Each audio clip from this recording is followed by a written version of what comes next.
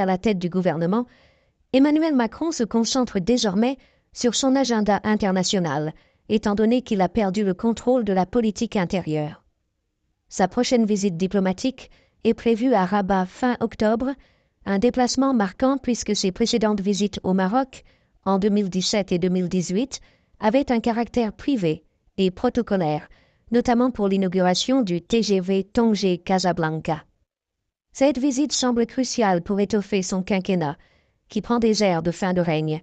Emmanuel Macron est invité par le roi Mohamed VI à effectuer une visite d'État au Maroc, où il sera accueilli avec les honneurs de l'hospitalité chérifienne. L'objectif principal de cette visite est de sceller la réconciliation entre Rabat et Paris, après une brouille diplomatique inédite.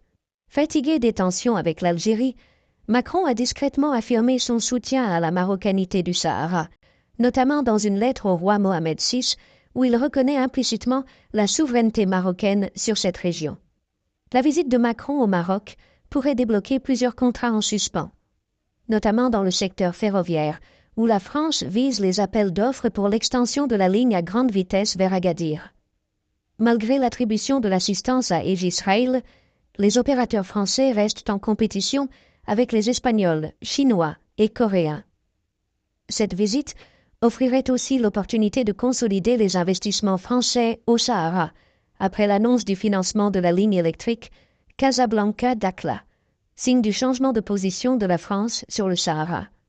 Toutefois, la concurrence dans les projets d'infrastructures liés à la Coupe du Monde, notamment de la part de l'Espagne et du Royaume-Uni, reste forte, même si la France mise sur son statut de partenaire d'exception.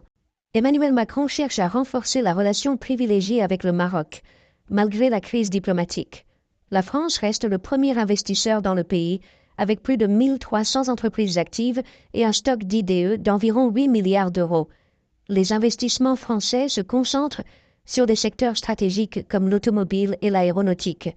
Le commerce bilatéral continue de croître, atteignant 14 milliards d'euros en 2023, avec le Maroc représentant 19,1% des échanges commerciaux de la France avec l'Afrique.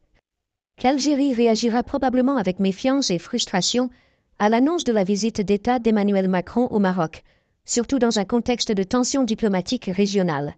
Alger pourrait percevoir cette visite comme un soutien implicite à la position marocaine sur le dossier du Sahara, un sujet extrêmement sensible pour l'Algérie.